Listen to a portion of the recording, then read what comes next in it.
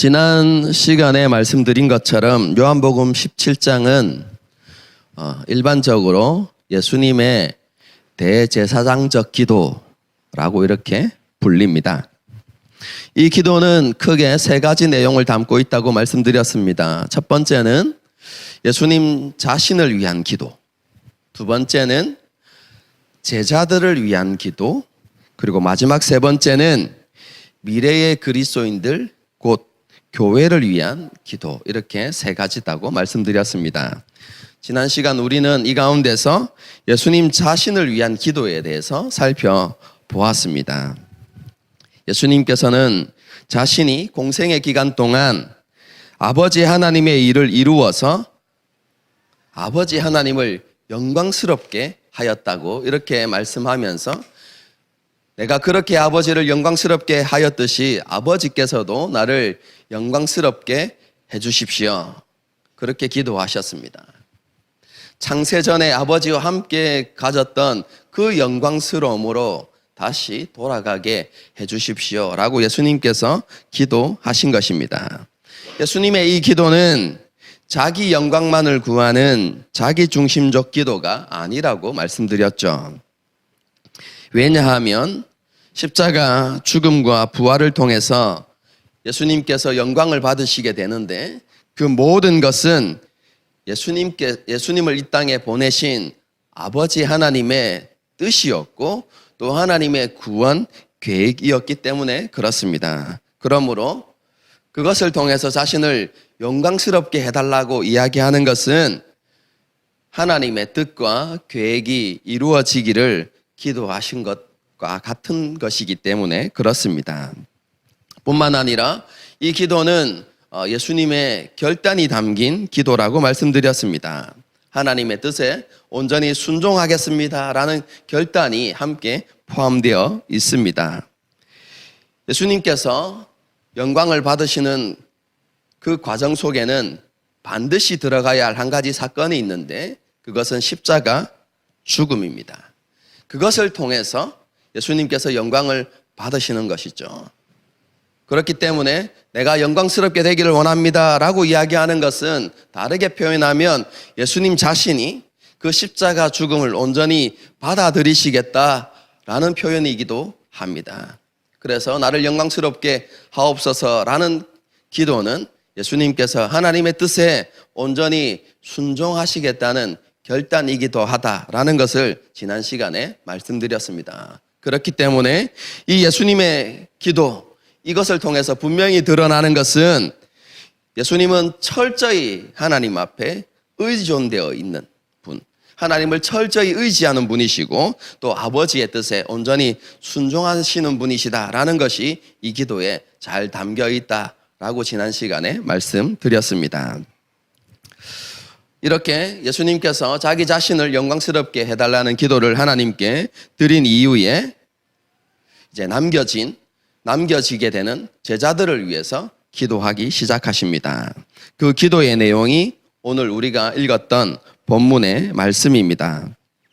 예수님께서는 자신에게 주신 아버지의 이름으로 제자들을 보존하여 달라고, 다르게 표현하면 지켜달라고 기도하고 계십니다.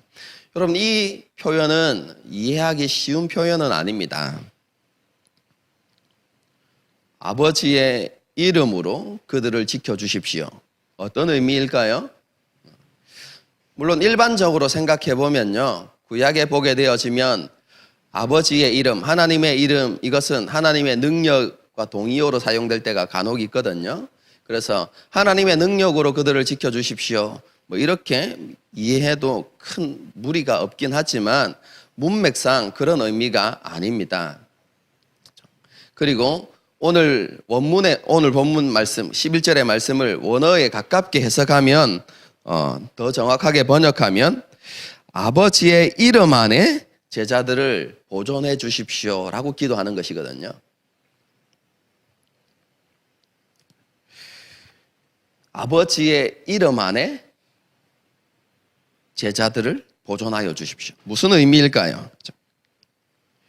그럼 성경에서 하나님의 이름 하면 그것이 무엇을 나타낸다고 제가 여러분에게 말씀드렸죠? 하나님의 이름 하면 그 하나님의 이름은 하나님이 어떠한 분이신지를 드러내는 역할을 합니다. 예를 들면 구약에서 여러분이 제일 잘 아는 이름 중에 하나가 여호와 이레. 하나님을 여호와 이레라고 이렇게 자신을 소개하면 하나님은 어떤 분이라는 것이죠? 준비하시는 하나님, 이런 의미가 되죠. 여호와 라파 하면 뭡니까? 자기 백성을 치료하시는 하나님. 그죠?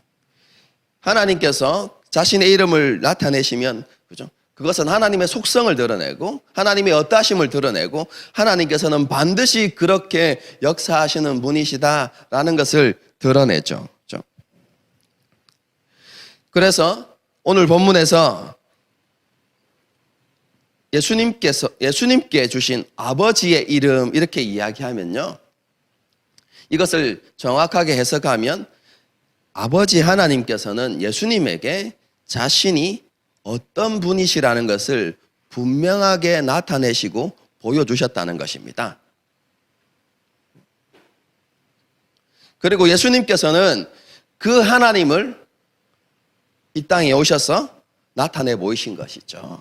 하나님이 어떤 분이신지, 또 하나님께서 어떻게 역사하시는지, 하나님의 뜻은 무엇인지 이 땅에 오셔서 분명히 드러내셨습니다. 그리고 그것을 듣고 보고 제자들이 하나님이 어떤 분이신지를 믿게 된 것이죠. 여러분, 그것이 그들이 예수님께 주신 아버지의 이름 안에 있다는 의미입니다. 쉽게 이야기하면 예수님을 통해서 가르치신 하나님의 말씀, 그 진리를 굳게 믿고 있는 그것, 여러분, 그것이 하나님의 이름 안에 있는 것입니다. 그래서 예수님께서는 그러한 제자들을 지켜달라는 것입니다. 예수님을 통해서 하나님이 어떤 분이신지, 하나님의 뜻이 무엇인지, 하나님께서 가르치시는 진리가 무엇인지를 분명히 깨닫고 그것을 믿고 있는 그 제자들을 지켜주십시오. 이렇게 예수님께서 기도하신 것입니다. 그런데 예수님께서 그들을 지켜달라고 기도하는 목적이 이어서 나타납니다. 그게 무엇입니까? 그들이 하나가 되도록 하기 위해서입니다.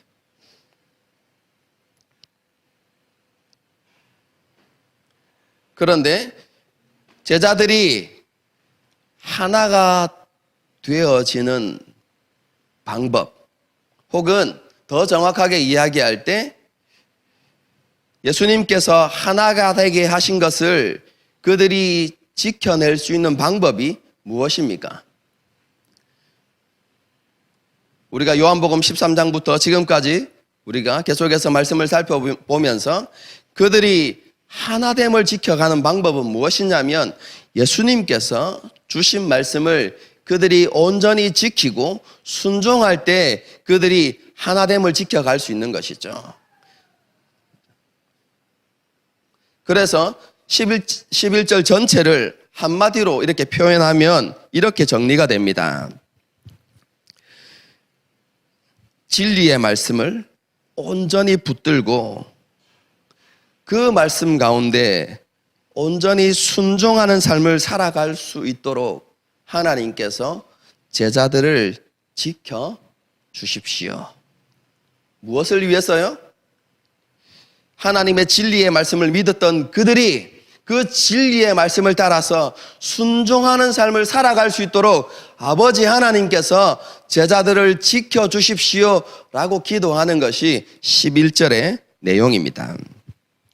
이 기도의 내용은 예수님께서 이 땅에 계실 때에 친히 보여주셨던 모습이기도 합니다. 예수님의 모습을 한번 생각해 보십시오. 예수님께서 이 땅에 계실 때에 예수님께서는 하나님께서 자신에게 보내주신 그 사람들을 끝까지 지키셨습니다. 한 사람도 잃어버리지 않고 그들이 진리의 말씀 안에 거할 수 있도록 예수님께서 그들을 지키셨습니다. 그들에게 하나님의 말씀을 계속해서 가르치시고 하나님이 어떠한 분이신지를 보여주셔서 그들이 진리의 말씀을 붙들고 예수님과 함께 있을 수 있도록 그렇게 하셨던 것입니다. 한 사람도 잃어버리지 않고 그들을 다 지키셨습니다. 예수님께서 그렇게 하셨던 것처럼 아버지 하나님도 그렇게 해달라고 그렇게 기도하신 것이죠. 물론 그렇죠. 가룟 유다를 생각해 보면 예수님께서 사람을 잃어버린 것은 아닌가 이렇게 생각할 수도 있지만 그렇죠. 오늘 본문을 보게 되어지면 그는 처음부터 아버지 하나님께서 예수님에게 보내신 사람이 아닙니다. 그는 처음부터 멸망의 자식이었습니다. 그리고 그가 예수님을 배반하고 예수님을 팔게 되는 것은 성경에서 말씀하신 바가 이루어지는 과정일 뿐이다라는 것을 우리가 지난번에 한번 살펴보았죠. 그렇기 때문에 예수님께서 자기 사람을 잃어버리신 것이 아닙니다. 요한복음 13장이 말하는 것처럼 예수님께서는 자기 사람들을 사랑하시되 끝까지 사랑하셨고 그들을 끝까지 지켜주신 것입니다. 그러한 제자들을 세상에 남겨두고 떠나시면서 그렇죠? 예수님께서는 제자들이 끝까지 진리를 붙드는 믿음 안에서 살아갈 수 있도록 아버지 하나님께서 지켜주십시오 라고 그렇게 기도하신 것입니다. 왜 그렇습니까? 그들이 세상으로부터 미움과 핍박을 받을 것이기 때문에 그렇습니다. 예수님을 하나님의 아들로 메시아로 영접하지 않는 세상은 자신과 다른 신앙을 가진 제자들을 사랑하지 않습니다. 예수님을 거짓 선지자로 생각하고 그 말씀은 모두 헛된 것으로 그렇게 치부하는 세상은 예수님의 말씀을 믿고 따르는 제자들을 사랑할 수가 없는 것입니다. 왜 그렇습니까? 예수님을 믿고 따르는 제자들이 예수님께서 하나님의 아들이심을 증명하고 예수님의 가르침이 진리라는 것을 증명하게 되면 어떤 일이 발생합니까? 세상은 거짓된 것으로 드러나고 세상이 하나님의 아들이시고 메시아이신 분을 핍박하고 죽인 것이 되기 때문에 그렇습니다. 그렇기 때문에 그런 믿음, 그런 신앙을 가진 제자들을 세상이 사랑할 수 없는 것이죠. 그래서 제자들을 미워하고 핍박할 수밖에 없는 것입니다. 요한복음의 표현대로 하면 세상이 제자들을 미워할 수밖에 없는 이유는 제자들이 세상에 속한 사람이 아니기 때문에 그렇습니다. 예수님께서는 이런 감당하기 힘든 위험 앞에 있는 제자들을 생각하시면서 하나님께서 제자들을 지켜주시기를 기도했던 것입니다. 하지만 이런 위험 때문에 제자들을 이 세상에서 데려가 주십시오 라고 기도한 것이 아니라 악에 빠지지 않도록 보호하고 지켜달라고 기도하셨습니다. 여기에서 악은 악한 자, 곧 마귀를 가리키는 표현입니다. 세상에 속한 자들을 미혹하여서 그리고 그들의 마음을 선동하여서 예수님을 십자가에 못 박게 했던 그 마귀로부터 그 마귀의 유혹과 괴계로부터 제자들을 지켜주시도록 예수님께서 기도하신 것입니다. 그리고 이어서 예수님께서는 제자들을 위한 또 다른 한 가지 기도를 하나님께 드립니다. 그 기도가 무엇이냐면 제자들을 진리로 거룩하게 해달라는 것입니다. 지난번에도 말씀드렸지만 거룩이라는 단어는 원래 하나님께 사용되는 단어입니다. 그래서 하나님께서 거룩하시다라는 것은 어떤 의미죠? 그것은 피조물과는 구별되시는 초월자 되신 하나님. 그 하나님의 속성을 가리킬 때 거룩이라고 이야기하는 것이거든요. 우리와는 전혀 다른, 하나님께서 창조하신 피조물과는 전혀 다른 구별되어지는 초월되신 하나님, 그것을 표현할 때 하나님은 거룩하시다 이렇게 표현하는 것이죠. 그런데 이 거룩이라는 단어가 하나님께 사용되는 것이 아니라 사람이나 사물에 사용될 때가 있습니다. 그때가 언제이냐면 사람이나 사물이 하나님께 온전히 드려질 때, 그것이 온전하게 구별되어서 하나님께 드려질 때, 그리고 하나님을 위해서만 사용되어질 때 그것은 거룩한 것이 됩니다. 예를 들면 성막에 있는 제단, 그리고 향로, 이런 것들, 여러분 그것은 거룩한 것입니다. 오직 하나님께만 드려지는 것입니다. 사람도 마찬가지입니다. 지난 수요일 날 살펴보았는데요. 하나님께 드려진 사람, 레위인이나 제사장, 이런 사람들이 하나님께 드려진 사람들이죠. 일반 평민도 하나님께 드려질 수 있는데, 그죠? 일정 기간이나 평생을 하나님 앞에 구별하여 드려서 하나님께 헌신할 수 있는데 그 사람들을 나시린이다 이렇게 이야기하죠. 그럼 그렇게 하나님께 드려진 사람들, 오직 하나님을 위해서만 이렇게 쓰임받는 이런 그런 사람들, 그 사람들은 거룩한 사람이 되는 것입니다. 예수님께서 지금 제자들이 그렇게 되어지기를 기도하신 것입니다. 하나님 아버지, 이 사람들, 이 제자들이, 예수님의 제자들이 거룩한 사람이 되게 해주십시오 라고 기도하신 것이죠. 하나님을 위해서만 구별되어지고 하나님께만 드려지고 하나님을 위해서 쓰임받을 수 있는, 쓰임받는 그런 사람이 될 수 있도록 도와주십시오 라고 그렇게 기도하신 것입니다. 그런데 이 제자들이 그렇게 하나님 앞에 구별되어지는 수단은 하나님의 말씀입니다.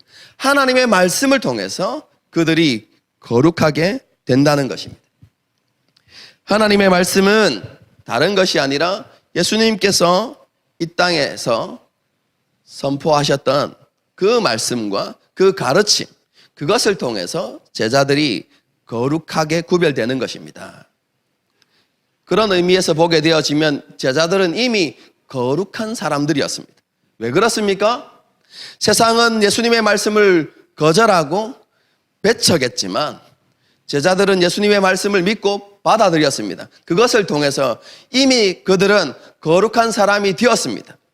그런데 왜 예수님께서 다시 한번 그들을 거룩하게 해달라고 그렇게 기도하실까요?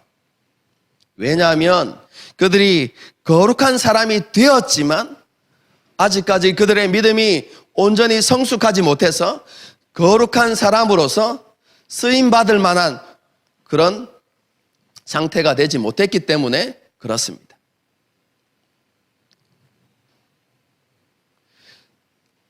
거룩한 사람이 된다는 것은 어떤 의미냐면 예수님과 같이 되는 것입니다.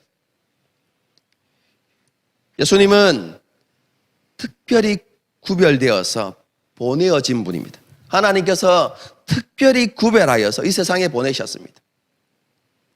그래서 예수님은 이 세상에서 구별되어서 오직 하나님만을 위해서 살아가셨죠. 하나님의 뜻을 행하고 하나님의 뜻에 온전히 순종하는 삶을 살아갔습니다.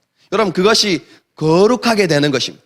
거룩한 자로서 합당하게 살아가는 것입니다. 그런데 제자들은 지금 그러한 영적 수준이 되지 못하는 것이죠. 예수님께서는 제자들이 그렇게 되어질 수 있도록 기도하신 것입니다. 그들이 예수님처럼 파송을 받아서 세상 가운데서 하나님의 말씀을 붙들고 하나님의 뜻과 하나님의 계획 가운데 온전히 순종하는, 하나님을 위해서 쓰임받는 그런 사람이 되어지기를 예수님께서 그렇게 기도하신 것입니다. 여러분, 이것은 언제 이루어지냐면 예수님께서 부활하시고 승천하신 이후에 제자들에게 성령을 보내주신 그것을 통해서, 성령께서 오신 이후에 그들이 그렇게 변화되어집니다. 어떻게 해요? 성령께서 하시는 일이 무엇입니까? 예수님의 말씀을 다시 생각나게 하시고 그 말씀의 의미가 무엇인지 뿐만 아니라 예수님께서 보여주신 그 모든 것들이 무엇을 의미하는지를 정확하게 깨닫게 해주실 것입니다. 그 깨달음을 통해서 그들이 견고한 믿음을 가지게 되어지고 그들이 하나님의 뜻을 행할 수 있는 사람으로 성숙하게 되는 것이죠. 성령을 통해서 예수님의 말씀을 더 깊이 깨달음으로, 다시 말해서 하나님의 말씀을 통해서 그들이 더욱더 거룩한 사람, 하나님을 위해 쓰임받는 사람, 그 사람이 될 수 있도록 예수님께서 기도하신 것입니다. 이것을 위해서 제자들이 이런 거룩한 사람이 되도록 하기 위해서 예수님은 지금 자신을 거룩하게 하신다라고 이렇게 말씀하고 있어요. 이건 또 무슨 말입니까? 제자들을 거룩하게 하기 위해서 내가 지금 나 자신을 거룩하게 합니다.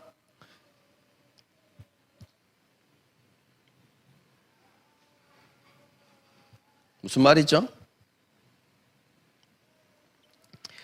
예수님께서 지금 다시 한번 하나님을 위해서 자기 자신을 온전히 희생하시겠다라는 의미입니다. 하나님의 뜻과 하나님의 그 말씀에 자신을 들여서 온전히 순종하여서 자신이 구별되시겠다라는 의미이죠. 이것은 예수님의 십자가 죽음을 이야기합니다. 제자들이 거룩하게 되어지기 위해서는 예수님의 십자가 죽음이 필요하다는 것이죠. 그래야만 주님께서 부활하시고 승천하셔서 성령님을 보내주실 수 있기 때문에 그렇습니다. 그래서 제자들을 거룩하게 하기 위해서 하나님의 뜻인, 하나님의 계획인 그 십자가 죽음에 자신이 온전히 순종하시겠다, 희생하시겠다라는 의미가 내가 나를 거룩하게 한다는 의미입니다. 그것은 조금 전에도 말씀드렸지만 성령을 보내심을 통해서 제자들이 거룩한 사람, 하나님을 위해서 온전히 희생하고 하나님을 위해서 살아가는, 쓰임받는 그런 사람이 되도록 하기 위해서 예수님께서 그 일을 하시겠다라고 말씀하시는 것입니다. 말씀이 조금 어렵지만 정리해 보도록 하겠습니다. 제자들을 위한 예수님의 기도는 두 가지입니다. 첫 번째는 세상의 미움과 핍박 가운데서도 제자들이 진리의 말씀을 붙들고 그 말씀에 지속적으로 순종하는 삶을 살아갈 수 있도록 하나님께서 제자들을 지키시고 보호하여 주시기를 기도한 것입니다. 두 번째는 제자들을 거룩하게 해달라는 기도입니다. 보냄을 받은 자로서 하나님의 말씀과 뜻에 온전히 헌신된 사람이 될 수 있도록 해달라는 기도입니다. 이 두 가지 기도는 예수님께서 보내주시는 성령님을 통해서 성취되는 것입니다. 성령님을 통해서 제자들은 예수님의 말씀과 예수님의 가르침을 분명히 깨닫게 될 것입니다. 그 깨달음을 통해서 그들에게 확신이 생겨나고 그리고 더 견고한 믿음이 그들에게 생겨나게 됩니다. 그것을 통해서 제자들은 변화되어지고 하나님의 말씀과 뜻에 순종하는 삶을 살아가게 되는 것이죠. 하나님을 위해서 구별된 사람, 다르게 표현하면 거룩한 자로서 이 땅을 살아갈 수 있게 된다는 것입니다. 예수님께서 기도하신 내용이 바로 이 두 가지 내용입니다. 오늘날 모든 그리스도인은 예수님께서 거룩하게 하신 사람들입니다. 우리 모두가 거룩한 사람이라는 것입니다. 우리 모두가 하나님을 위해서 구별된 사람이라는 것을 오늘 본문이 우리에게 가르쳐 주고 있습니다. 저와 여러분 역시 하나님을 위해서 구별된 사람이고 하나님께로부터 이 땅에 보냄을 받은 사람들입니다.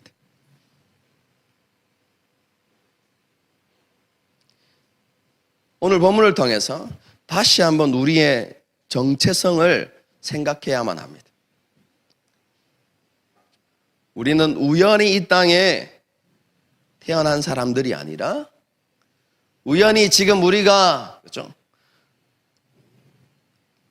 가족이 된 그 사람들과 그냥 살아가는 것이 아니라 하나님께서 지금 우리의 가정 속에 그리고 대한민국에 하나님께서 우리를 구별하여 보내셨다는 인식이 우리 가운데 있어야만 합니다. 이러한 바른 정체성 가운데서 우리는 그리스도인다운 삶을 살아가야 하는 것입니다. 이 땅에서 그리스도인의 삶은 세상으로부터 벗어나는 은둔자의 삶을 살아가는 것이 아닙니다. 이전에 많은 수도사들이 그렇게 했던 것처럼 세상을 떠나서 그죠? 산속이나 그죠? 멀리 떨어진 곳에 수도원을 짓고 그렇게 그곳에서 경건의 삶을 살아가라고 그렇게 우리를 부르신 것이 아닙니다. 세상과 타협하며 세상에 속한 사람들과 동일한 삶을 살아가는 것은 더더욱 아닙니다. 그리스도인은요, 세상을 살아가게 되어 있습니다. 세상 속을 살게 되어 있습니다. 하지만 그리스도인은 하나님의 보호하심과 지키심 안에서 세상을 살아가게 되어 있습니다.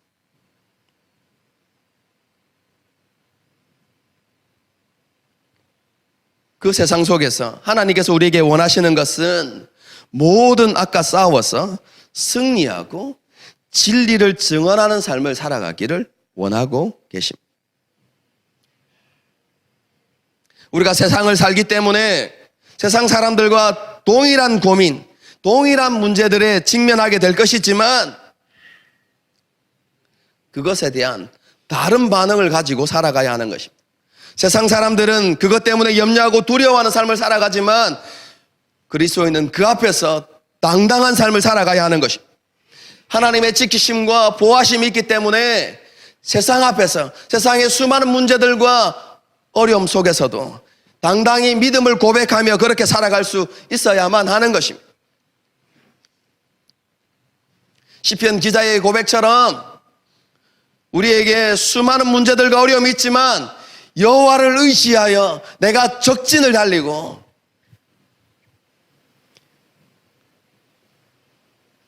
여호와를 의지하여서 내가 담을 뛰어넘나이다 라는 고백이 우리 가운데 있어야 하는 것입니다.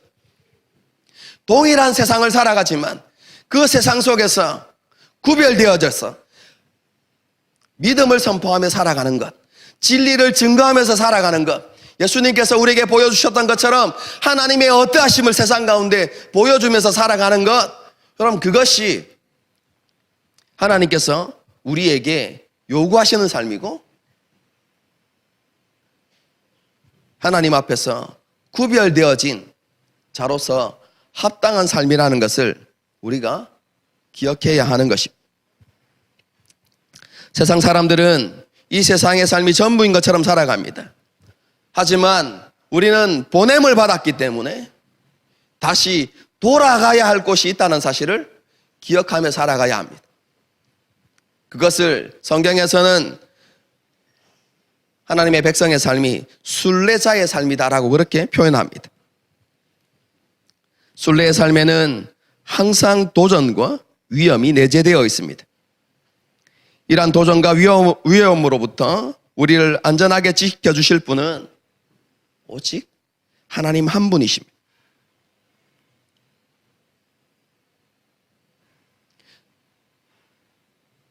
시편을 읽어보십시오. 그들도 우리와 동일한 순례자의 삶을 살았습니다. 수많은 환난이 있었고 어려움이 있었습니다. 그런데 그들이 그런 세상의 삶, 우리와 동일한 세상을 삶을 살아가면서 그들이 이렇게 고백합니다. 여호와는 나의 요새시요 나의 산성이시며 나를 지키시는 자시고 나의 견고한 방패가 되신다고 그렇게 말씀하십니다. 시편 기자들이 이런 고백을 할 수 있었던 것은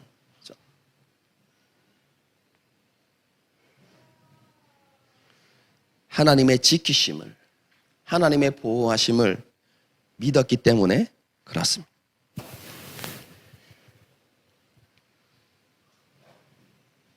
우리의 요새이시며 산성이신 하나님 안에 거하는 삶을 살아가기 위해서는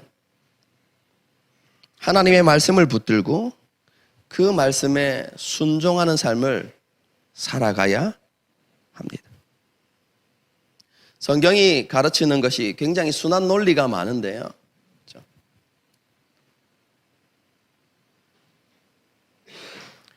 하나님께서 우리를 지키시고 보호하시기 때문에 그것을 신뢰함으로 여러분은 하나님께 순종하는 삶을 살아가십시오 라고 이야기합니다. 그런데 그와 동시에 여러분이 하나님의 지키심과 보호하심 안에 거하기 위해서는 하나님의 말씀에 순종하고 그 말씀을 붙들고 살아가십시오 라고 동시에 이야기합니다. 여러분, 그것이 요한복음에서 이야기하는 것입니다. 우리가 하나님의 사랑 안에 거하기 위해서는 어떻게 해야 되는가? 예수님께서 우리에게 주신 말씀을 붙들고 그 말씀에 순종하는 삶을 살아갈 때 우리가 지속적으로 하나님의 사랑 안에 거하게 되어지고 하나님의 지키심과 보호하심 가운데 그렇게 살아갈 수 있게 되는 것입니다. 저와 여러분의 삶이 그렇게 되어지기를 하나님은 원하십니다. 그렇다면 어떻게 하면 우리가 순종의 삶을 살아갈 수 있을까요? 오늘 본문이 우리에게 가르치는 첫 번째 그것은요, 하나님의 말씀을 따라서 살아가는 법을 배워야만 합니다. 하나님의 말씀을 따라서 살아가는 법을 알지 못하면요, 하나님께 쓰임받을 수도 없고 구별되어진 삶을 살아갈 수도 없습니다. 하나님의 말씀을 막연하게 아는 것으로는 되지 않습니다, 여러분. 우리가 정말로 세상 속에서 구별되어진 삶을 살아가기 위해서 하나님께 속한 거룩한 사람으로 살아가기 위해서는 하나님의 말씀에 대한 깊은 이해가 필요합니다. 제자들에게 주신 말씀을 생각해 보십시오. 그들은 예수님의 말씀을 믿어서 거룩한 사람이 되었습니다. 그러나 거룩한 사람으로서 살아갈 준비는 되지 못했습니다. 그런데 그들이 거룩한 삶을 살아가게 되어지는 시점이 언제입니까? 성령을 통해서 그 말씀의 깊이를 깨닫게 될 때, 그 말씀을 온전히 이해하게 되어지고 그 말씀이 주시는 의미들을 분명하게 깨닫게 되어질 때 그들이 비로소 거룩한 삶을 살아갈 수 있었던 것이죠. 하나님을 위해서 구별되어지고 하나님을 위해서 쓰임받는 삶을 살아갈 수 있게 되는 것이죠. 여러분, 마찬가지입니다. 여러분, 교회 열심히 다닌다고, 예배를 열심히 드린다고 우리가 세상 속에서 구별되어지는 삶을 살아가는 것이 아닙니다. 하나님 앞에 그냥 매일 결단만 한다고 우리가 하나님이 원하시는 삶을 살아갈 수 있는 것이 아닙니다. 하나님의 말씀을 통해서 우리가 어떻게 하나님의 말씀대로 살아갈 수 있는지를 배워야 하는 것입니다. 하나님의 말씀대로 살아가는 법을 우리가 배워야만, 그것을 이해해야만 비로소 우리가 하나님의 말씀대로 살아갈 수 있게 되는 것입니다.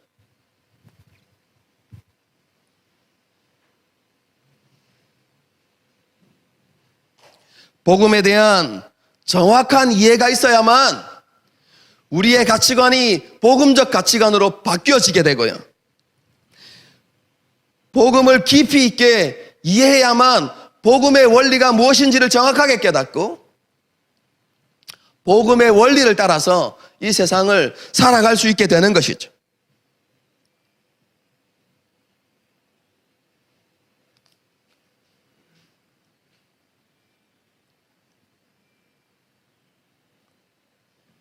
그렇기 때문에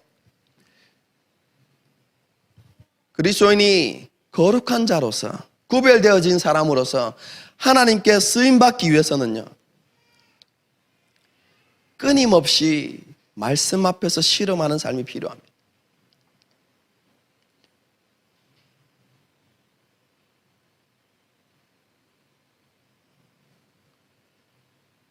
말씀이 어렵다고, 그죠? 포기하지 마십시오.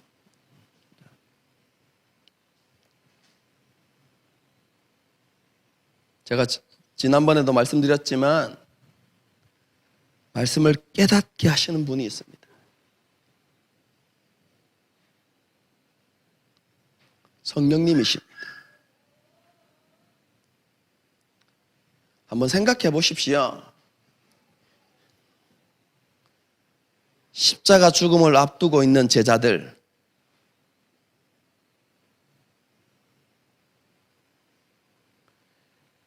그들이 가지고 있는 말씀의 이해와 지금 우리가 말씀에 대해서 알고 있는 말씀에 대한 이해를 한번 비교 한번 해보십시오.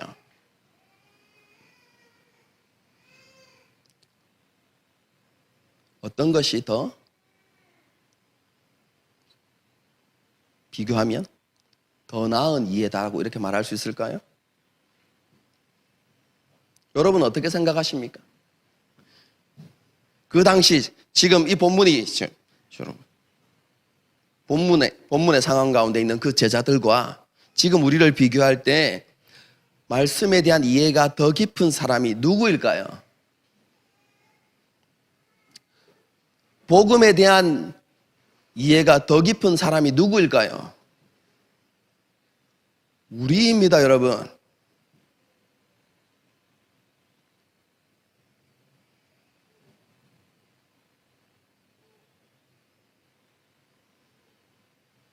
우리보다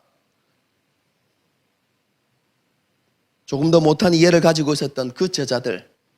그런데 성령께서 임하셨을 때 예수님의 말씀을 깨닫게 하셨고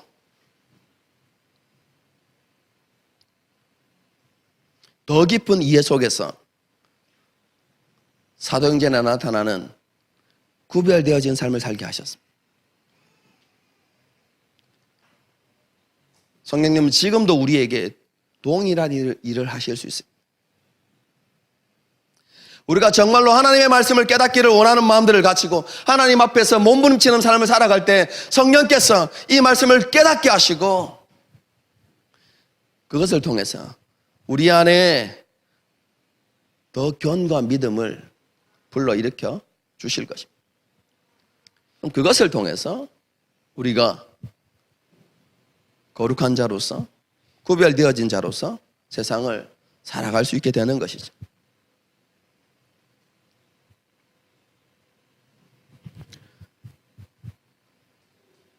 하나님의 말씀을 가까이 하고 또 배우는 일에 힘쓰는 저와 여러분이 될 수 있기를 바랍니다. 두 번째는요, 순종의 훈련을 해야만 합니다. 제가 계속해서 강조하는 것인데 지극히 작은 일에도 그렇죠? 작은 것에서부터 순종하는 훈련을 해야만 합니다. 전에도 제가 말씀드린 것 같은데요. 책을 많이 읽는 사람들 가운데 이런 사람들이 있습니다. 책을 끝까지 못 읽어내는 사람들이 있어요. 혹시 우리 가운데도 있는지 모르겠습니다. 책을 읽는 것을 시작하는 건 잘해요. 이렇게 읽는데 보면 끝까지 못 읽어내는 사람들이 있어요. 그런 습관을 가진 사람들이 있습니다. 그럼 그런 습관을 가진 사람들을 고치는 방법이 뭔 줄 아십니까?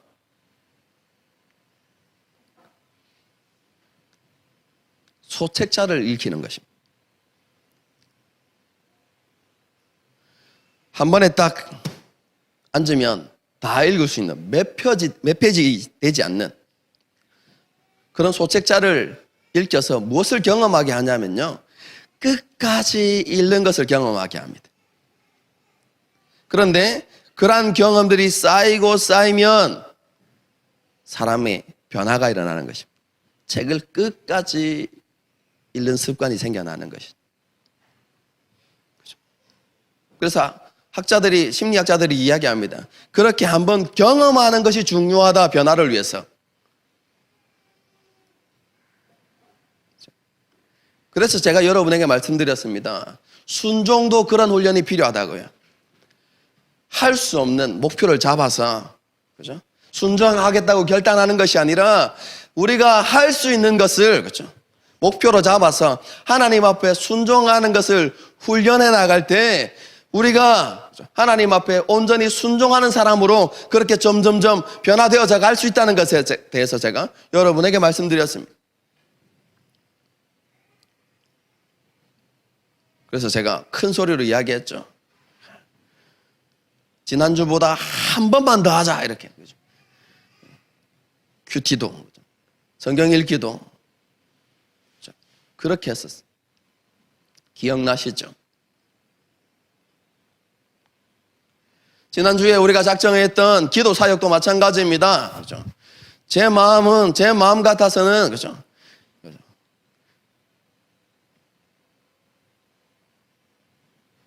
일주일 내내 와가지고 이렇게 여러분들이 기도하고 가십시오, 이렇게 말하고 싶지만 상황이 특별한 상황이 생겨서 못 오는 날, 그죠?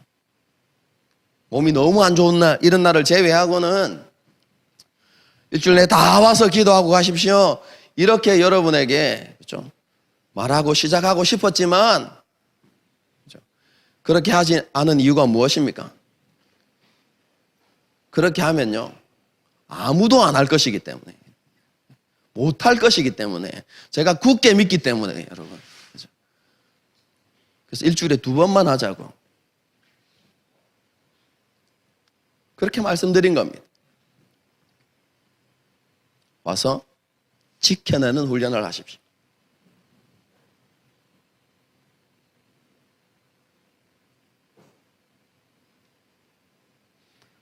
물론 지난주에 대부분의 지체들이 잘 지켜주셔서 너무 감사합니다.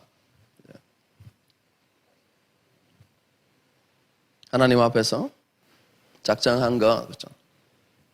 쉽게 생각하지 말고, 그렇죠? 이것이 정말로 하나님 앞에 귀한 훈련이다, 이렇게 생각하시면서 여러분 잘 지키십시오. 그리고 제가 기대하는 바가 있습니다. 일주일에 2번이지만 기도하다가 하나님을 만나게 되어지고 하나님과 깊은 교제가 어느 날 이루어지게 되면 하나님께 기도하는 것, 하나님 앞에 나와서 이렇게 엎드리는 것이 정말로 귀한 일이고 그 안에 담긴 은혜를 깨닫게 되어지면 이틀이 3일이 되고 3일이 4일이 되고 매일의 삶 속에 그러한 기도가 있게 되어지기를 사실은 기대하는 마음을 가지고 이렇게 시작한 것입니다. 어쨌든 하나님 앞에서 지극히 작은 것이지만 지키고 순종하는 것에 힘쓰는 저와 여러분이 되기를 바랍니다. 순종의 삶, 하나님을 위해 구별된 삶을 요구하시는 목적은요, 우리를 괴롭게 하기 위함이 아니라, 우리를 힘들게 하기 위함이 아니라 우리 안에 예수님의 기쁨으로 충만케 하기 위함이다라고 오늘 본문이 우리에게 가르쳐 주고 있습니다. 왜 그렇습니까? 우리가 온전히 순종할 때 조금 전에도 말씀드렸지만 우리가 아버지 하나님의 사랑 안에 거하게 되기 때문에 그렇습니다. 우리가 그 아버지의 사랑 안에 머물게 된다면 우리 안에 예수님의 기쁨이 있을 것입니다. 요한복음 13장부터 계속해서 강조하는 것인데, 예수님께서 이 땅에 계실 때에 그분이 많은 환난과 핍박이 있었지만 그분이 평안을 누리고 기뻐하실 수 있었던 이유는 그분이 아버지의 사랑 안에 있었기 때문에 그렇습니다.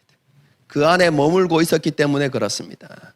그런데 예수님께서 그 아버지의 사랑 안에 머물 수 있었던 이유는 그분이 아버지의 뜻에 온전히 순종하셨기 때문에 그렇습니다.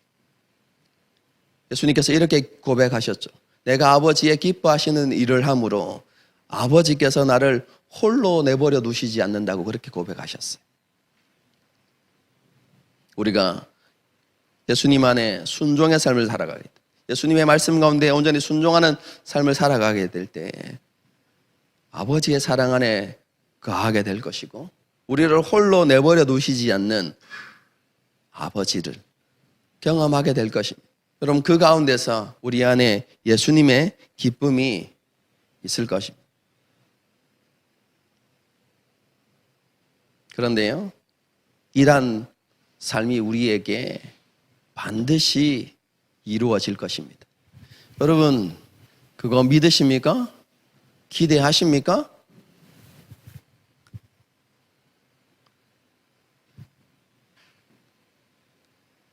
하나님을 위해서 거룩한 자로, 구별되어진 자로, 하나님을 위해서 쓰임받는 그런 삶을 통해서 예수님의 평안을 누리는 삶이 우리에게 이루어질 수도 있다가 아니라 반드시 이루어질 것입니다. 왜요? 이유가 무엇입니까? 이 기도가 예수님의 기도이기 때문에 그렇습니다. 요한복음 11장을 한번 생각해 보십시오. 항상 내 기도를 들으시는 아버지여 감사하나이다, 이렇게 되어 있어요. 예수님의 기도는 한 번도 응답되지 않은 적이 없습니다. 왜 그렇습니까? 아버지의 뜻을 따라서 기도하는 기도이기 때문에 그렇습니다. 지금 예수님께서 십자가 죽음을 앞두시고 제자들을 위해서 기도하십니다. 예수님의 욕심을 따라 기도하시는 것인가요? 아닙니다. 아버지의 뜻을 따라서 지금 제자들을 위해서 간구하십니다. 목사님, 그럼 제자들을 위해서 기도한 것 아닙니까? 아닙니다. 다음 주에 살펴볼 것이지만 20절 보십시오. 내가 비옵는 것은 이 사람들만 위함이 아니요 또 그들의 말로 말미암아 나를 믿는 사람들도 위함이니, 이렇게 되어 있어요. 오늘 이 예수님의 기도가 그 당시 12제자에게만 해당되는 기도가 아니라 동일하게 우리를 위한 기도입니다. 하나님의 뜻을 따라서 성자이신 예수님께서 우리를 위해서 드린 기도입니다. 그렇기 때문에 그 기도는 반드시 응답됩니다.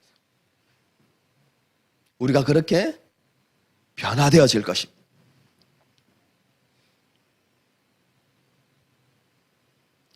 이 소망을 가지고요,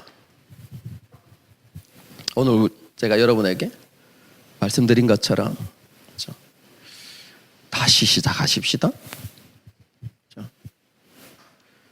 말씀 앞으로. 또 하나는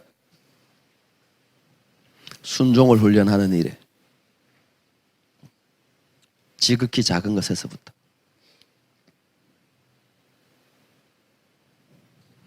그것을 통해서 우리가 조금 더 변화되어지고 우리가 조금 더 성숙하게 되어지는 그런 은혜가 있기를 주님의 이름으로 축복합니다. 함께 찬양하시겠습니다. 그죠?